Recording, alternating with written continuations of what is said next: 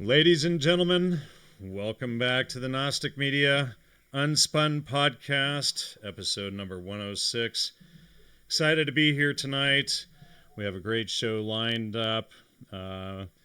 Before we get started, I wanted to mention all of the donations and support we got over the last week, from everybody here, just doing some settings here.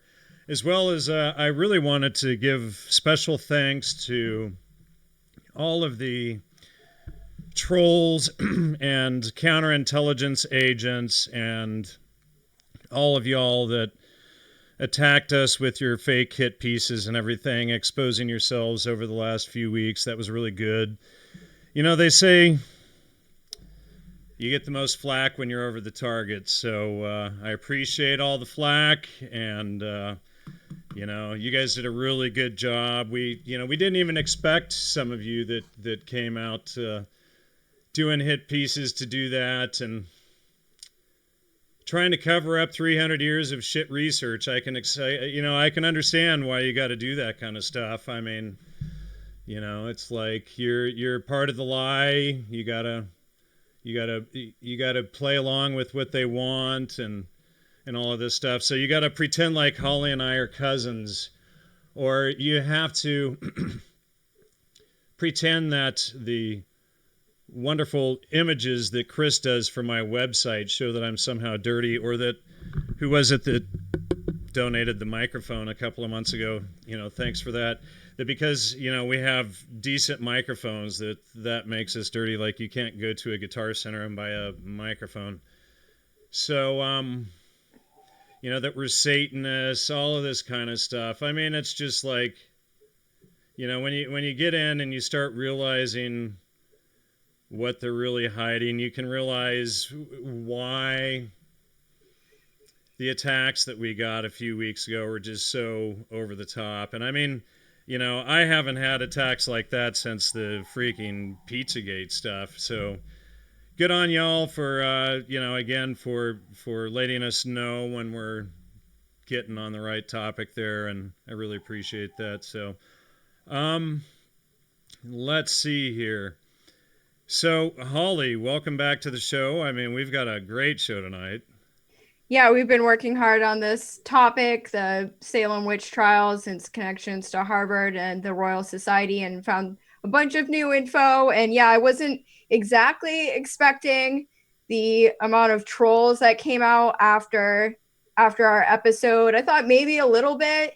I also got a ton more subs on my channel. I'm up to 7,000 subscribers, so I got like 2,000 more subscribers since that episode just a couple weeks ago. So that's good. It's tempered with some hate that I wasn't expecting, but I was also under the assumption that I'm like, Salem's a safe topic. It's more than 300 years ago Yeah, now. you don't even think that people would flip out over something that old, but it's like, wow.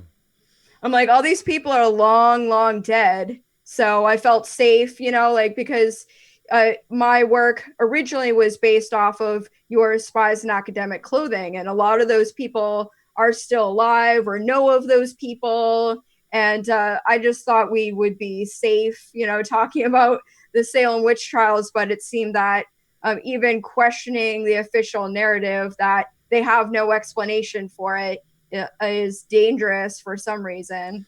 Well, and we did actually discover why it's dangerous as well. And again, we have to really thank them for bringing so much attention. When you're just over the target and you're getting close, and all of a sudden they're just constantly attacking you. It's like, there it is. Thanks. So, we're going to go into a lot of that tonight. We have a lot of new research, a lot of new discoveries. So, Holly and I, we after the show or before the show, we had started working on an article, and then that has, over the last few weeks, turned into a book project. And Holly and I have been doing a lot of research, so we really appreciate all of the support and the donations and everything that everybody gives for both of us. We've both had to buy a bunch of books and start digging in and doing a lot of research on all of this. So anyway, please do support and donate. And so we're going to, there's a tremendous amount of new research and new supportive material that we've discovered.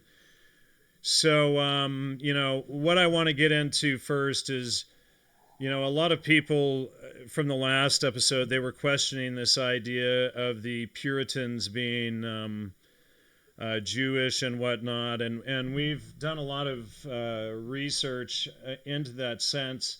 And you know what? And I had a book, and I think I left it upstairs on accident. Sorry, I meant to show it. But let's see, I'll pull the title up on Amazon so I at least know what the heck it is since I just ordered it.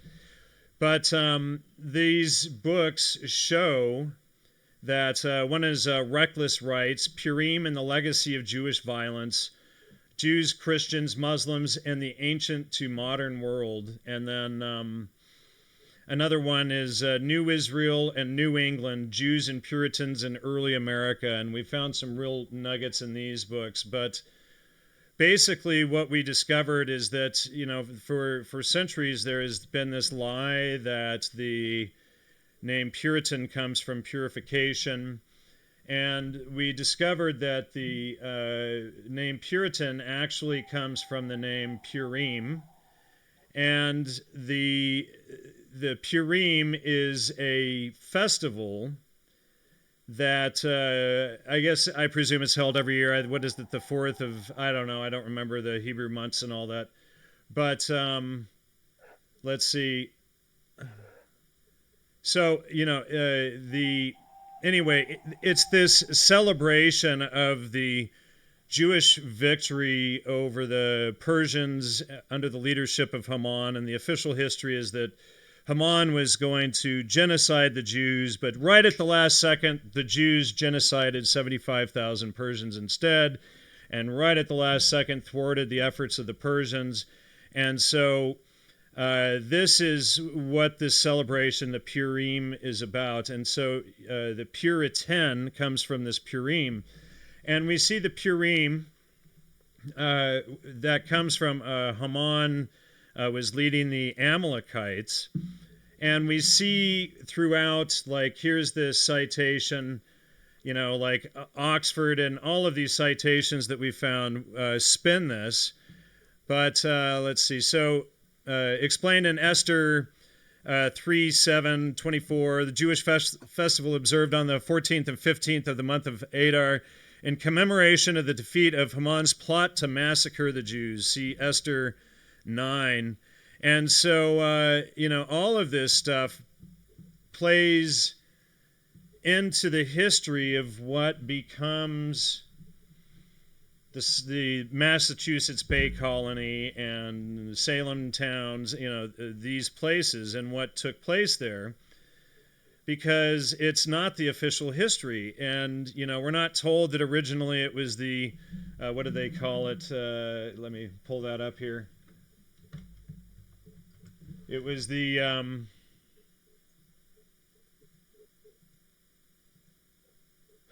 what do they call it, Holly? Geez, now I've forgotten the term.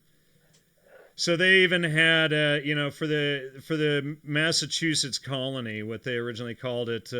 So Cotton Mather's grandfather, he names this town originally, or this whole thing. So Cotton Mather's father originally came up with the Massachusetts, the Republic for Massachusetts, and it was the Hebrew Republic of Massachusetts, which was laid out in 1641.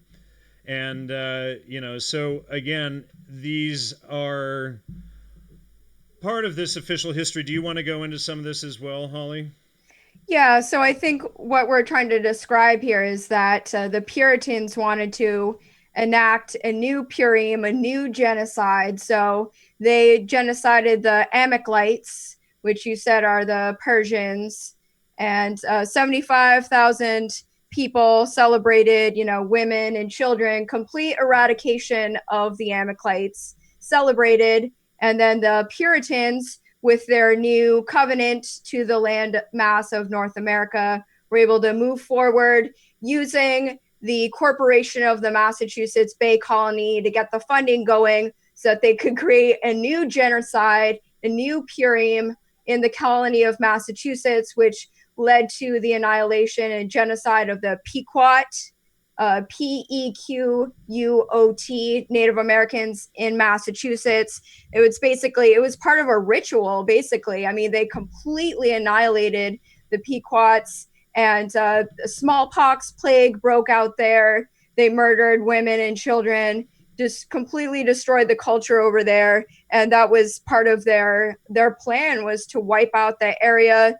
They thought that they had divine right to North America with the Mayflower Compact, which was a new covenant for them. So it was basically their new Israel. And then the Purim, with the beliefs with the Purim, they believed it was a holy war for them to exterminate the Amalekites. Now, and then where did we find it? In Numbers, we found that there was a, oh geez, what was the citation? So we found in the Bible in Numbers that the official belief is that the Amalekites and the Canaanites eventually come together and annihilate the Purim for, or whomever, the Zionists, for doing all of this and for all of these atrocities. But all of this has been covered up. Now, something that you just mentioned that was very important was the smallpox. Now, we've found evidence after evidence, and sorry, I'm just looking up some of these, citations here. So, Numbers 14:43, the Amalekites and the Canaanites are there before you, and ye shall fall by the sword, because ye were turned away from the Lord. Therefore the Lord will not be with you. But they presumed to go up unto the hilltop. Nevertheless, the ark of the covenant of the Lord and Moses departed not out of the camp. So, and this whole thing is basically showing that the Jews had violated the covenants of God, and that, so basically what it appears is that they were trying to kill off the groups that they thought were the Amalekites before they would unite with the Canaanites and take them out, as Numbers discusses. So that's oddly what this really seems to be about. And so they were doing, we've discovered that there was a lot of human experimentation going on. Why don't I pass that over to you for a minute, Holly? Okay, so we started to look up just the history of plagues during that time, and we had found information about several diseases, plagues that had wiped out the native tribes, first starting with the Jesuits, the wiping out the Native Americans in Canada. And the Native American people said that they were bringing the disease with them, and we have evidence that during the French and Indian War. Do you want to read a couple of those quotes about that? Yes. So sorry, I didn't mean to put you on the spot, but okay. There's some good ones. So we have the Jesuits in Canada. This is from 1625. The Jesuits in Canada observed with some sort of reason that since our arrival in these lands, those that had been nearest to us had happened to be most ruined by smallpox, and that whole villages of those who had received us now appeared utterly exterminated. So the Mayflower brought over the smallpox plague as well, and the Native Americans, they called it the Indian plague at one point, wiping out parts of the Iroquois. The smallpox desolates them to such a degree that they think no longer of meeting nor of wars, but only of bewailing the dead, of whom there is already an immense number.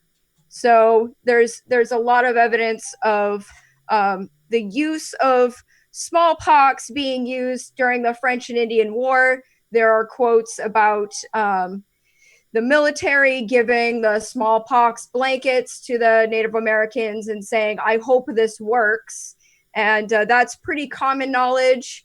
most people know about the idea of the smallpox blankets going out, but you can start to extrapolate that to the whole Well, North American what continent. and what most people don't realize is that, and we'll be discussing this, but the whole practice of exterminating large populations with smallpox goes to the back to the at least the early 1600s. But we have been discovering some interesting evidence that suggests that the Black Plague of Europe that wiped out 30 to 60% of the European population was another attack by. It was before the Royal Society was founded, so it wasn't. We can't say it was the Royal Society specifically, but it was a lot of the same group of people, associated people, the same nexus of, associated things going on. And so it looks like what they were actually doing was going around all of the northern hemisphere and killing Tartars all over the place. And that's an interesting thing that's, is starting to bubble up all over the place everywhere we look with that. And when you look at, the northern hemisphere and this whole Tartary situation, it really changes what we've been seeing. Now that we had a quote where they were going to, if I can remember where it was, where they wanted to kill off the Native Americans, etc. Where was that at?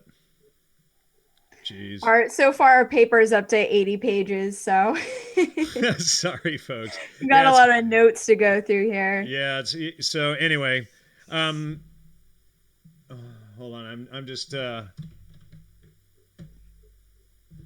Okay, so smallpox represented the most effective way of purposefully used biological weapon of Occidental war and colonial history, introduced in the American continent by European colonizers. Now, this isn't actually true. This is a false statement. They make a blanket statement to blame all Europeans. It was a very specific group that was tied to this.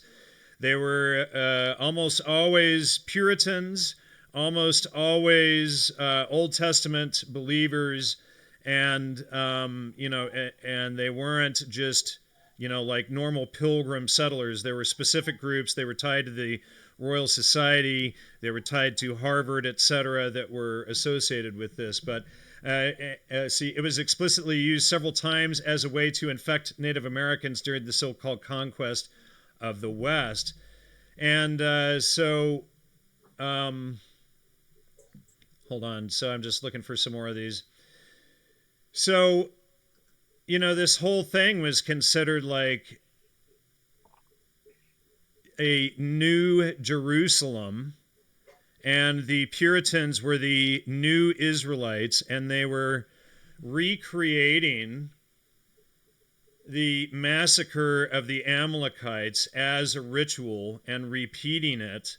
And they've repeated it a number of times throughout history. We're starting to realize, like, it looks like the Black Plague of Europe was a repeat. It looks like the Great Plague and Fire of London was a repeat of this.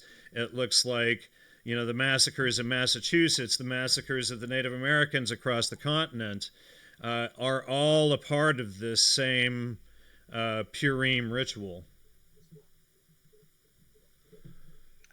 So we started to see it's not just smallpox. So, during this time of the Salem Witch Trials, just to tie it back to this time period a little bit, there were smallpox plagues going around. There were measles plagues going around. The bubonic plague wasn't that far off. The last bubonic plague, called the Great Plague in England, was 1665 to 1666. So it's during this time period as well. And then as we started to look into the connections to the bubonic plague and witchcraft and the Great Fire of England, guess what? It connects to the Royal Society members again, and the very same people who also ran the Salem Witch Trials in Massachusetts. Yeah, so you have, and the same people who are coming up with the research and studies for all of this are the same people who actually rebuilt London and were a part of the whole London fire and London plague epidemic. And then they come over and they repeat it, and they're part of the London Society. So anyway, I want to get into some other key elements here too. I'm just bringing up some notes here. Sorry, we've got so many notes. It's a bit spread out. So now, an interesting thing that I discovered was in research of the name the Mayflower itself. And now, you might be able to pronounce this better than I can, Holly, because you speak French. But so the name Mayflower, they say isn't related to May Day, which was the communist and socialist International Workers' Day thing, May 1st. And they claim it's not related to M'aider, which means help me in French. And that's the official claim. Well, this guy, he was a pilot in England, and he was asked if what the international emergency call should be, and he just, immediately came up with Mayday, and and when you think, and then they came up with this whole BS nonsense that it's related to M'aider, which is help me in French. And so this whole nonsense story, when you think about it, the excuse is that, well, then everybody would know it was actually help me because everybody knows that that's what it sounds like in French, even though I never knew that. So when you realize that May Day is associated to communism and socialism, and it's the International Workers' Day, and then you realize now, so there's another interesting fact about Massachusetts, is it was originally the Massachusetts Commonwealth. Now, a Commonwealth is another name for communism. And so the Massachusetts Bay Colony turns into this big communist fiasco. And the Governor William Bradford of Massachusetts, he was the governor in the 1600s when it was a socialist system, he comes out and he says it's just nonsense. The experience that was had in the common course and condition tried sundry years, that amongst godly and sober men may well evince the vanity that conceit of Plato's and other ancients applaud, and some by later times, that the taking away of property and bringing in community into the commonwealth would make them happy and flourishing if they were wiser than God. And then he goes on saying, for this community was found to breed much confusion and discontent and retard much employment that would have been to their benefit and comfort, for young men there, that were almost able to be fit for labor and service did repine that they should spend their time and strength to work for other men's wives and children without any recompense. The strong had no more in division of victuals and clothes than he that was weak and not able to do a quarter the other could. This was thought injustice. The aged and graver men to be ranked and equalized in labor and everything else, thought it was some indignity and disrespect unto them, and for men's wives to be commanded to do service for other men, as dress their meat, washing their clothes, etc., they deemed it a kind of slavery, neither could many husbands well brook it. And so, that is, I need to get the original citation there, but that's from William Bradford, the original governor of Massachusetts. So, you look at this stuff, and I exposed this in Manufacturing the Deadhead several years ago, this whole thing with the countercultural movement being tied to communism and all of this stuff, and we see this this whole same nonsense happening here. But what's ironic is that these people have been repeating this stuff for 400 years. They did it to the Soviet Union, they did it to China, they did it in Massachusetts. It's failed everywhere. And they're still trying to implement this Marxist crap, and people actually still buy into it, and it fails every time over and over. And thank you, Polygonal Construction, for the $4.99 donation. I really appreciate that. But so this whole thing keeps repeating with these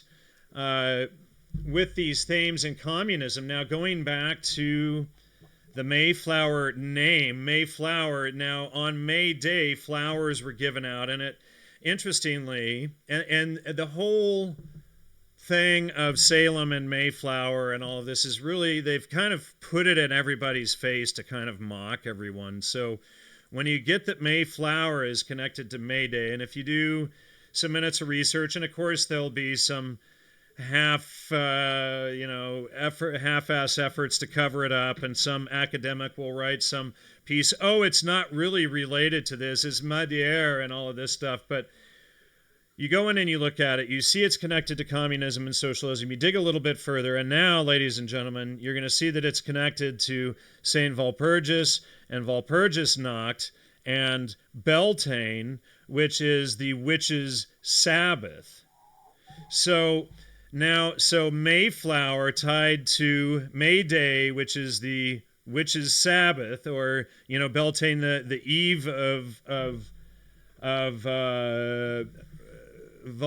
that's Walpurgisnacht, and so that is the day before May Day, or the eve before May Day, and so it's tied to all of this witchcraft. So again, they've thrown it right in front of our faces for 326 years and then mocked us for it.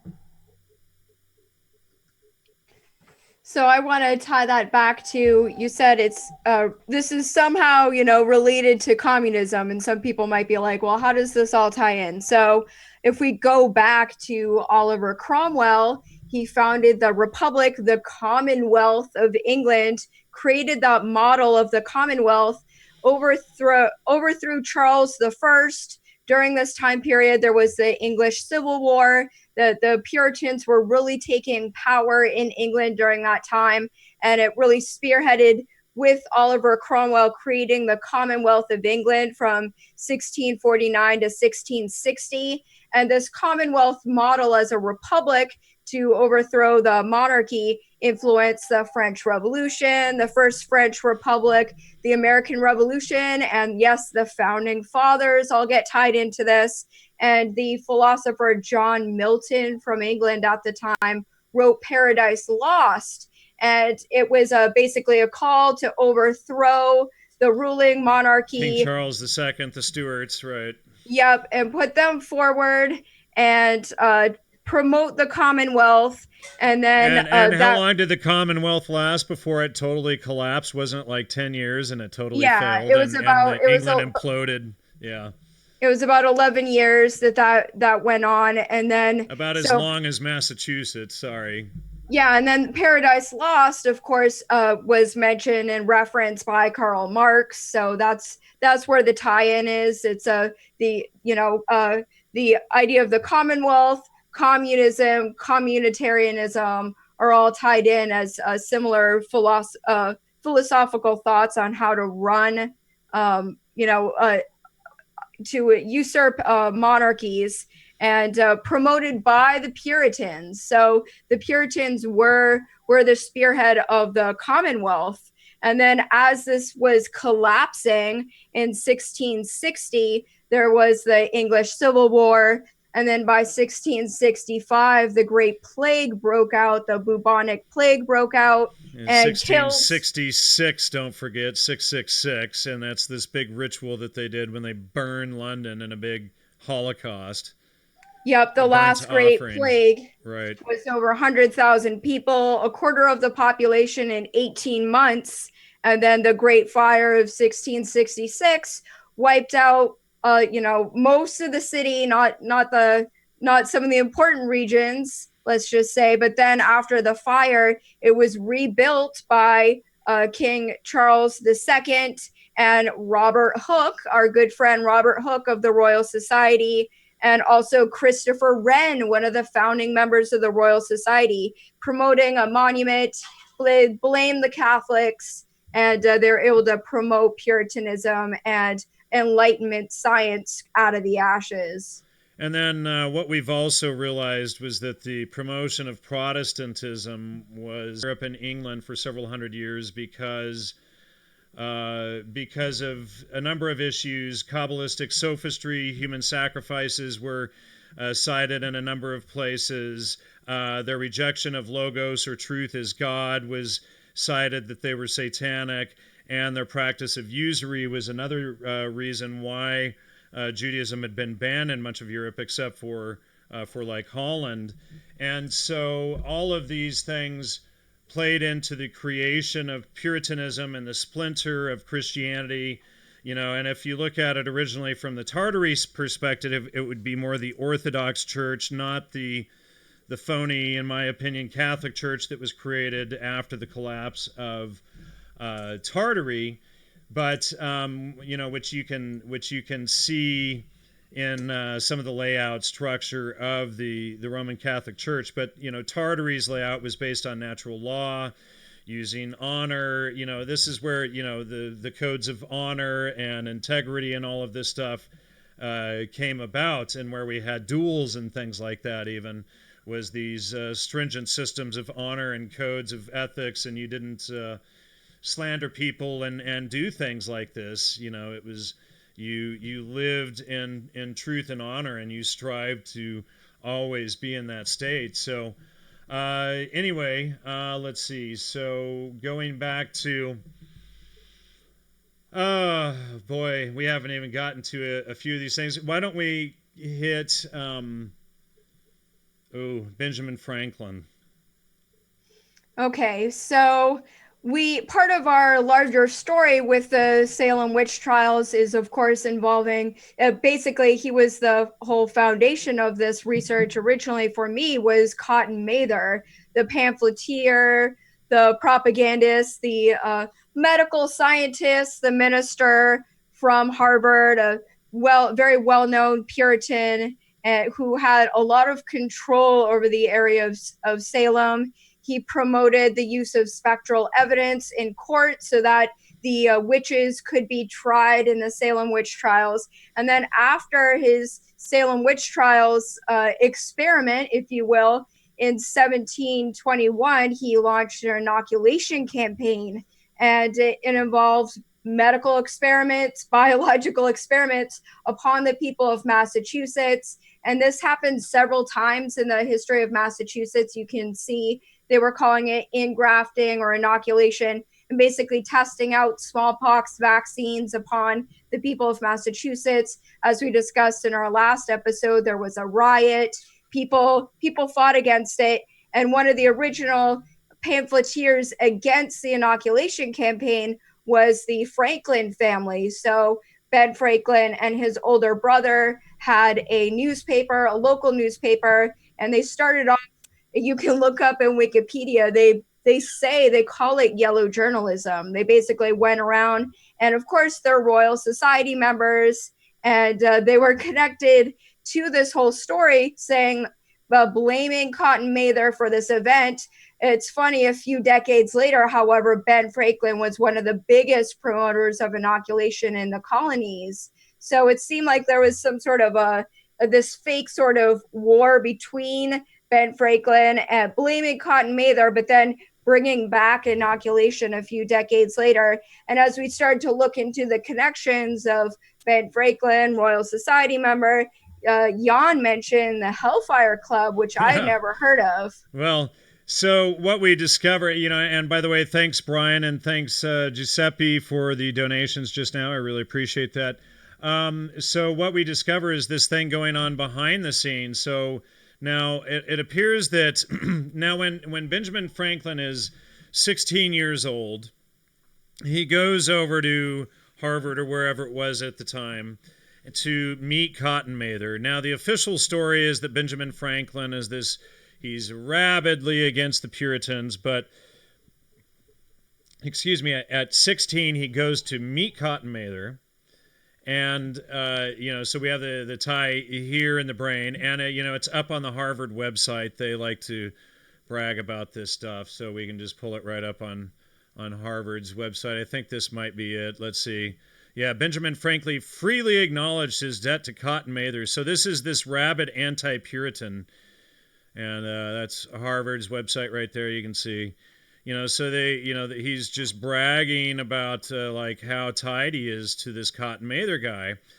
And so Benjamin Franklin, of course, in 1998, it was discovered that he had the remains of 15 bodies in his basement.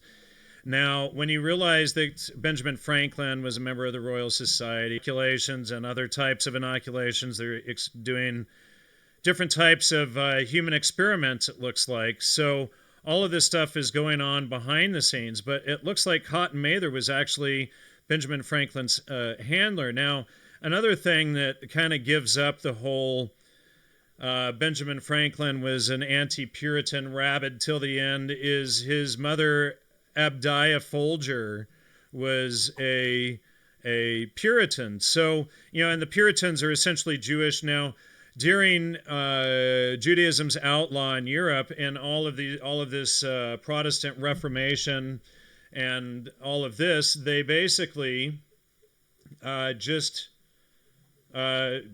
became Puritans. It was basically Judaism with a Christian veneer, and then they could say, well, we're Old Testament Christians. Well, obviously, a Christian is somebody who follows the New Testament. You can't be Old Testament and follow Christ. It doesn't work. It's not. I mean, anybody who's read the Bible knows that the Old Testament is really about the fall, and it's very different, and they're completely different books. But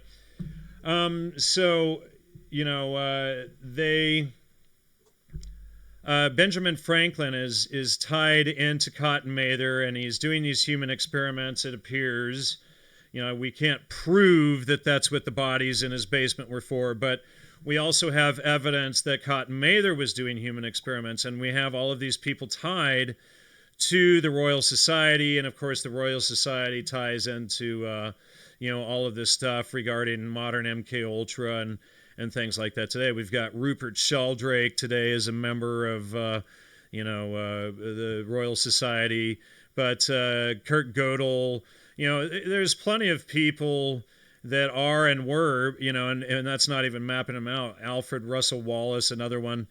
But so when you go through and you realize, here's a good one, Sir James George Fraser, that's another one you don't expect. These are people that make up all of the fake archaeology and fake religions and fake history that they feed us to cover up Tartary and all of this stuff. But so these guys are Royal Society, and they're working to cover this whole thing up as a whole, and they create this Salem Witch Trial thing, basically is like a cover story. But what we also found was that they were creating, and why don't you go into this, Holly? They were actually creating and promoting the whole story of witchcraft behind the scenes with the Royal Society, and then they would cite their own stuff that they were citing there.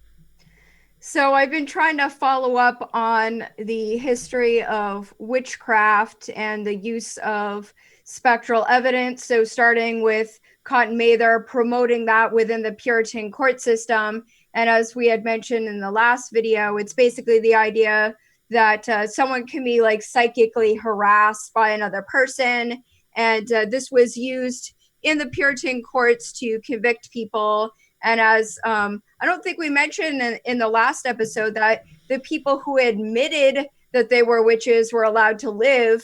Meanwhile, the people who denied it and said that they were innocent were the ones who were killed. Right. Now, and that's a really interesting point. I'm glad you brought that up, because everybody says that the witches were killed, and the Satanists and the Wicca people, they love to play this up. However, they were not the ones killed. It's very clear from the historical record that the ones that were put to death were the ones that were denied being witches, and all of those who admitted to being witches walked free. So great point. I've discovered that the real witches, the real Satanists in this whole thing are the members of the Royal Society, the people who are they're also connected very closely to Freemasonry. Of course, we know Ben Franklin himself was a Mason. I've been doing a lot of reading. There's a book I have, Freemasonry and the Birth of Modern Science. So after the Puritanism started to fall apart, the Puritan colonies, Enlightenment was promoted by individuals such as Ben Franklin, a Freemason, and the idea of the Enlightenment, if you think about the false light, or if you're thinking about Lucifer, so they were promoting this idea beyond the traditional Christianity to promote scientism. And once you start to see that you see the big picture and how this has been going on for centuries. So I thought it would be easy to start researching witchcraft and the witch hunts, but the primary documents are actually very hard to find. You see people constantly cross-referencing each other. And Oh, yes, there's a cell. yeah, exactly. And a lot of them are, members of the Royal Society. They're the ones who are writing and reporting on this history. So, what little information we can find, we have to, sometimes we've had to transcribe, or we find just bits and pieces of it. And the witch trials seem like a witchcraft started under, there's two individuals called Matthew Hawkins and John Stern, and they wrote the discovery of witches and witchcraft. And that's where the idea of they we use torture techniques. So as we've seen, and how I was able to connect it to your MK Ultra research, so keeping people awake for days at a time, keeping them in very uncomfortable positions, tied up, making them run around for an entire day until they collapse. And of course, the drowning techniques, where if someone drowned, then they were innocent. And if they float and they were kept alive, then they were a witch and could be condemned. So I've been able to follow up on some of that. All right, so, and then let's get back to Ben Franklin for a minute. So Ben Franklin was a member of, let's get over to Cotton Mather. So Cotton Mather, of course, connects over to Ben Franklin. Ben Franklin's brother was James Franklin. James Franklin worked with, what was his name, Dr. William Douglas. This guy here, Dr. William Douglas owned and founded the New England Current, newspaper that Benjamin Franklin's brother, James Franklin, ran. Now, it should be pointed out that Benjamin Franklin, just as Cotton Mather was a pamphleteer, which is a early type of propagandist, and and they're working for Harvard. And they're around the Harvard area. They're doing the same type of propaganda. We see them, promoting these things. So behind the scenes, Benjamin Franklin and James Franklin and William Douglas are working on, let's say it's Team B. And then on the other team, you go up and you connect to these guys, and you can see, oh, William Douglas, he's a member of the Royal Society. And you go over here to Ben Franklin, and you go, oh, he's a member of the Royal Society.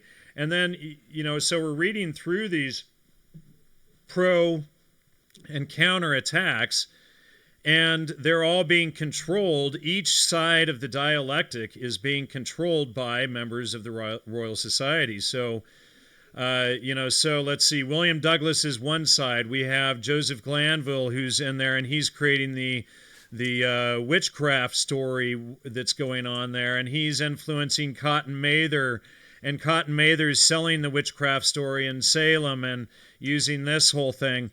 And then we've got Robert Hooke over here, and he's, selling scientism and got to listen to us and what we've got, and he helps create the peer review system that they use for mind control. He creates we suspect that it was him in his book Micrographia, where they were actually studying how to use the flea to commit genocide. Because when you think about how, I'm going to segue for a second, when you think about how you would get, mass murder across enemy lines, there's a couple ways you could do it. One, you could, and it's not an either or thing necessarily. It could be an also and, but you might drop ergot in a well, for instance, or you breed a bunch of fleas and contaminate them with contaminated rats, and then you send somebody with these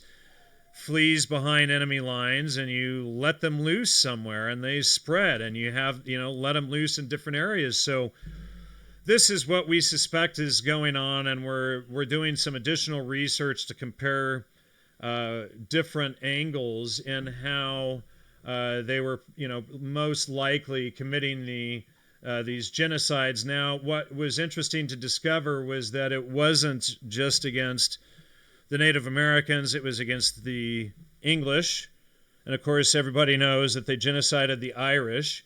And then the Black Plague of Europe, so 70 million people in Europe were genocided. And then you have, and that's what they admit to. And so, and then you have this, it's well known that Tartary was genocided and Genghis Khan's people were genocided. So we have all of these genocides going on, and then we have these people all centered and associated around the Royal Society. And not only that, but when you see the Spanish conquistadors going into, say, Aztec or Mexica territory in Mexico, etc., and these smallpox outbreaks happen, these actually look intentional all throughout, and it looks like the same group of people. And thanks to Derek and Matthew for the donations just now. I really appreciate that. So you mentioned Robert Hooke, and he was one of the founders of the Royal Society. He was one of the first people to write about in the Philosophical Transactions, the journal of the Royal Society, using the new technology of the microscope. So he published a book called Micrographia, and it was during the same time as the Great Plague in London that he published Micrographia, which featured a very large drawing. He had observed the very plague flea, the exact flea, which carried the bubonic plague. And when I've read about this Micrographia book, it's always, oh, isn't it a coincidence that he is studying and examining the flea, the very plague flea, as this is breaking out? And then after the fire the next year in 1666, Robert Hooke is put in charge of rebuilding London. So him, along with the Royal Society members, the plague spreads. Anyone who could afford to, as we all know, while these plagues were happening, people would go over to Europe, people would go over to the United States. They could escape for a while and then come back. What we need to be clear too is that these atrocities were blamed on the Christians as well, when it was solely done by the Puritans and members of the Royal Society, and it appears from the initial research, Harvard College as well. That's correct. So as we've been able to connect, it seems like all of these disease, I mean, I know it sounds kind of crazy, but once you start to look at when these plagues were around and wiping out people, it always seems that the Royal Society is able to step in and rebuild or take over the area, the same groups of people, and to promote, scientism is what they ended up promoting in the Enlightenment era after all is said and done. Indeed. Thank you, Derek, for the donation just now. So now let's get into another angle that we've discovered now. There's a number of things that we consider that are probably limited hangouts, like we discussed last time. And, it's like people that attacked us, they accused us of supporting the ergot theory when we debunked the ergot theory. At least, figure out what the hell theory we're discussing before you, attack us for it and claim we're promoting the exact opposite theory that we are. But so it appears that the ergot theory is a limited hangout, and but interestingly, the Royal Society was also studying ergot as part of these plagues, and they could have, they were looking how to wipe out the immune system using different types of molds, using different, types of diseases, using sugar and alcohol and these types of things. Anything that could suppress the immune system, and then they could get in and wipe out lots of people with this stuff. So, anyway, you have something to add to that? So I think when we started to research the different techniques, so when we talk about the Salem Witch Trials, obviously these girls who were suffering from afflictions, something was going on, whether the traditional, since the 1970s, it's been promoted. There's a book that I have called Poisons of the Past. And this is one of the books from the era that said, well, the girls could have been poisoned with ergot, which is mold from rye. A lot of people probably know about this. Yeah, Right, Ryan. but and the issue with that story though is everybody at the time knew what ergot was, so why wouldn't they have figured that out? So, and also it's definitely like it's not very controllable. Like once you're sick with it, as you know, Jan, like people can die. It's hard to dose, and like the girl's symptoms would come and go. So it could be a mix of psychological torture. These girls were taken into the care of Cotton Mather, who was very familiar and wrote about torture techniques, wrote about poison. He also mentioned something called datura or Jimson weed. That was another possible limited hangout. We found some evidence that the Royal Society members were writing about the use of Jimson weed or datura, which people might know is a type of deadly nightshade, and it grows all around the United States. It was well known. It was very common in Massachusetts. It's actually brought over from Asia. So for some reason, these early colonists brought over Jimson weed with This them. poison, right, which is, and you start seeing this stuff, but they try to spin it and blame it on the Native Americans, and then look at, and I posted last week, this guy should only be whispered of in condemnation, when you, Benjamin Franklin here. But so, why, they're trying to claim that it was the Native Americans and Native American witchcraft and this sort of stuff. So they bring it over, they plant the stuff, they even talk about it, how much of it is planted in each acre of their cornfields, etc. And so we can see that that they're using it for something, but we see it being used. What was the it was used for warfare. What was the earliest instance you found? So it was actually used, believe it or not. So during there was a fight with Cromwell, and Cromwell's troops were coming over to Jamestown, and they were trying to fight. There had been an uprising over in the Jamestown colony. So what happened was the rebels were dosed with Jimson weed in their food, and it was discussed that they basically went crazy for 11 days. They were very ill, and that's how they were able to use chemical warfare using Jimson weed. And basically, if people know about datura or Jimson weed poisoning, like you can become a zombie. So, and it It's can be dosed. that's the infamous scopolamine that people hear about, that these so-called shamans slip into their ayahuasca brews and do these rape scenes and things like that with the new age CIA so-called spiritual scene. So I'm not exactly positive if that's, the girls could have been poisoned with that. There seems to be a lot of overlapping symptoms to that, it being commonly available. And with the fact that we found that Cotton Mather himself reports on Jimson weed, talks about its symptoms, talks about its use as a chemical weapon. There's definitely some very interesting evidence. We don't have a smoking gun, but it was commonly used as chemical warfare in the American colonies. Let's see. Mark is asking if we have sources that we can link. We're not providing them in the show right now because we're busy actually doing the show, but we will be, as we discussed at the beginning, we'll be publishing a book on this, and very possibly a shorter article. It started out as an article, and now it's just we have an overwhelming amount of research to catalog that we need to lay out.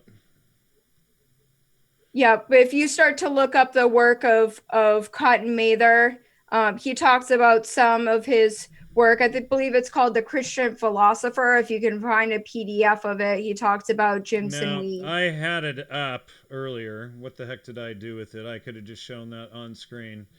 Here we go. I've got it right here. So this is one of the citations. This is The Christian Philosopher, Cotton Mather. Let's see here.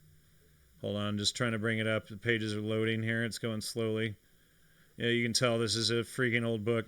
It's in Old English, so you got to get used to the SF changes and things like that. But if you spend a few minutes with it, it's not hard to read. Best discoveries in nature with religious improvements, fellow of the Royal Society. But there's a whole section in this book that Mather, what is it, page 138, I believe, where Yeah. Mather discusses, here, let me just pull it up here, where he discusses Datura, and he discusses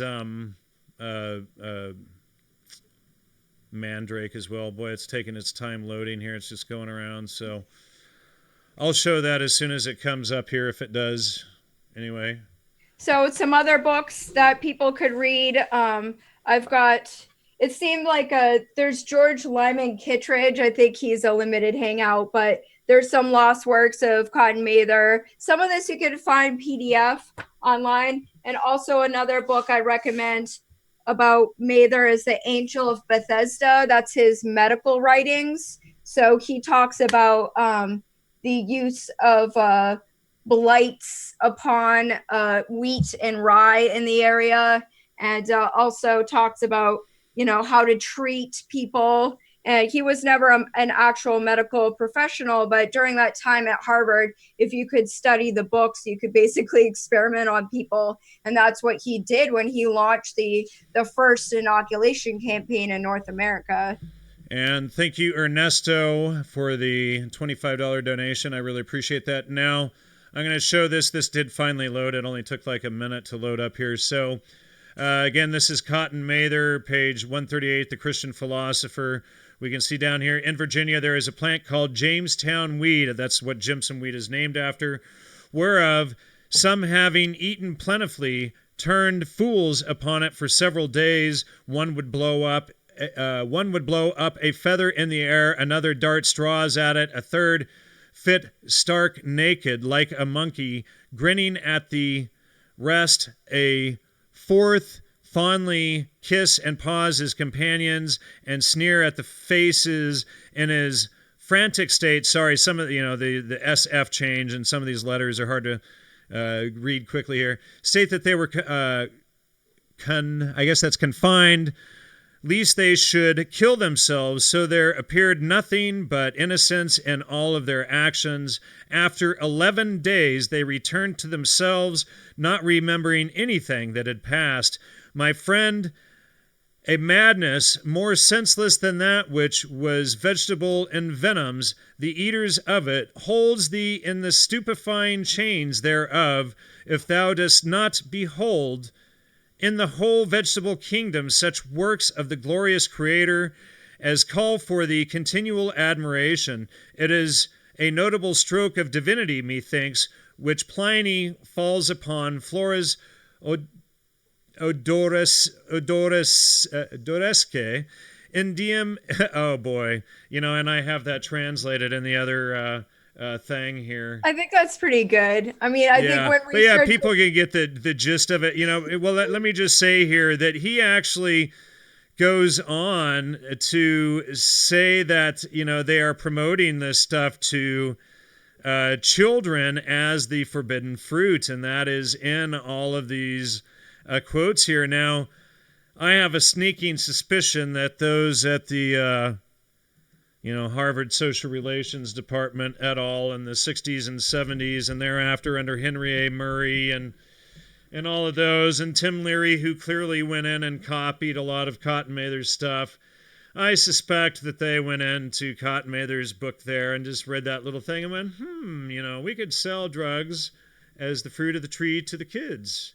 And it's just right there in that citation.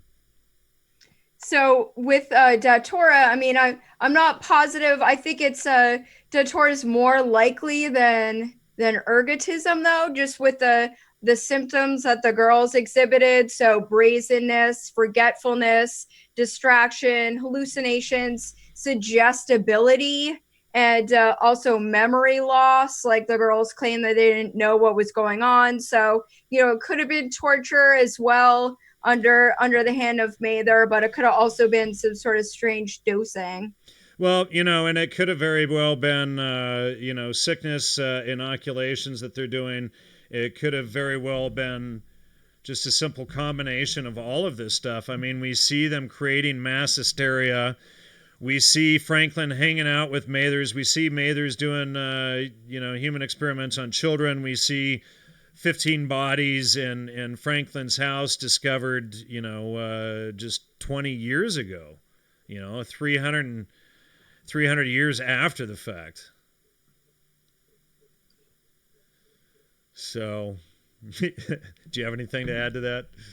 Well, I think people can start to look into the Hellfire Club and Franklin's connection to that group, and basically the abuse and torture that went on in those groups. Like, there's so many different societies and groups that we're talking about here, but as the audience knows, it's all a big club, and sometimes they act like they're opposing each other. So in the case of Mather and Franklin, they act like they're opposing each other at one point, but then you find out that they're all in the same club together. They're all in the Royal Society together.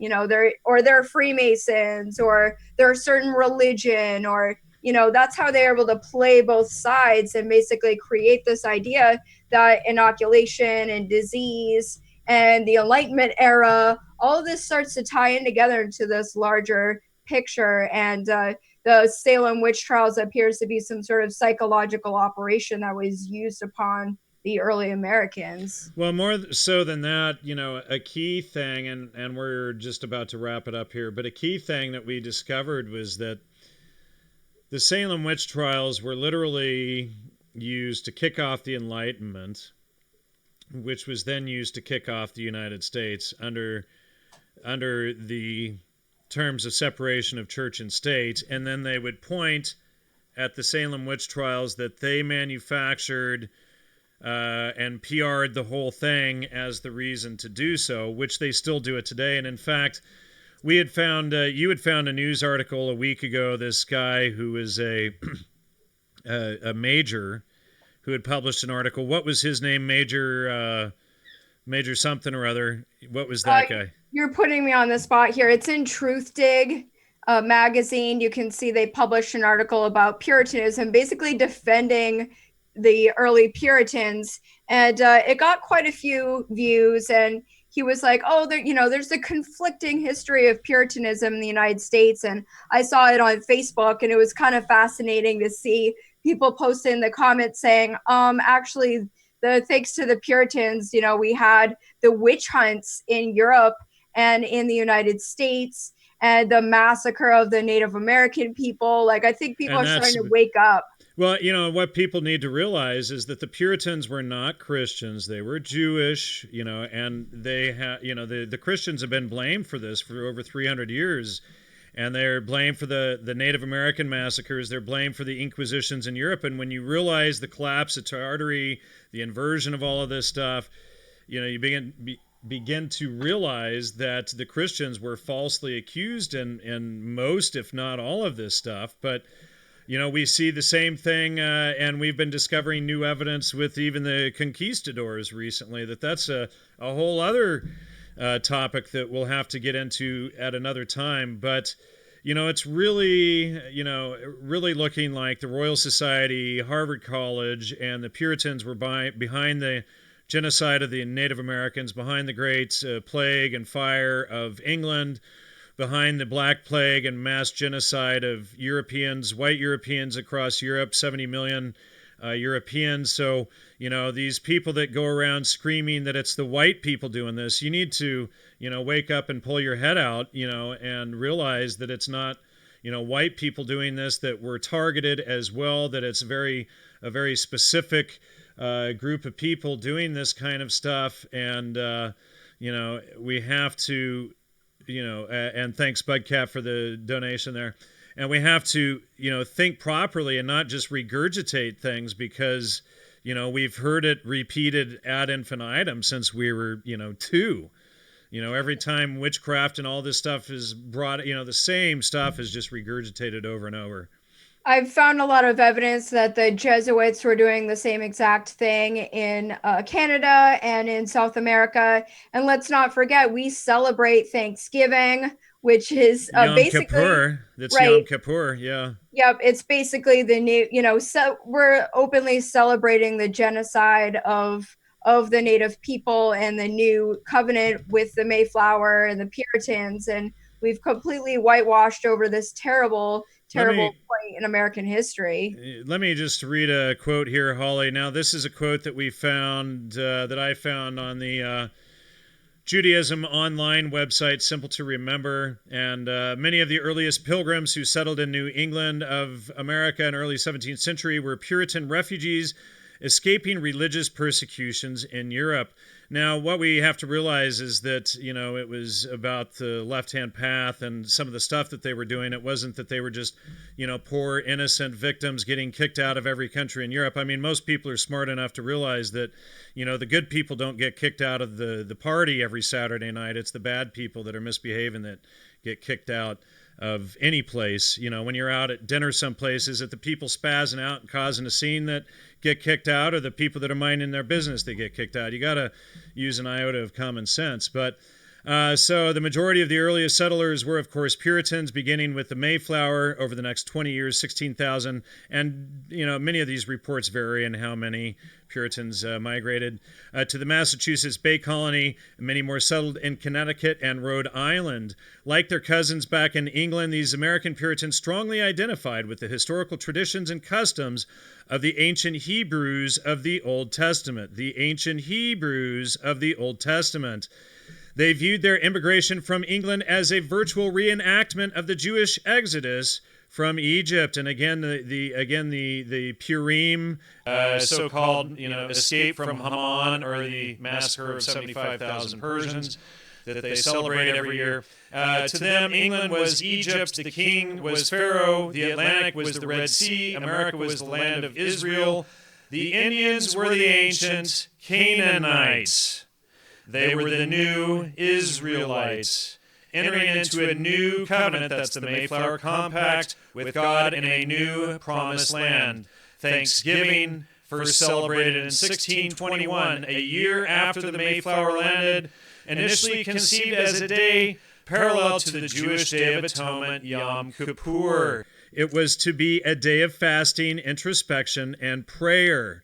So, all of this stuff was spun, and then the Christians were blamed for all of these actions for 300 years. They literally cast a spell. The Puritans, the Harvard college faculty, and the Royal Society literally cast a spell against the Christians that has lasted for all of this time. So nobody's actually the research out there, the pathetic trolls out there doing their lame hit pieces and talking about our websites and saying I'm Jewish when I'm Danish and Welsh because they can't look up an Anglo-Saxon name that means whatever. But it's just ridiculous. And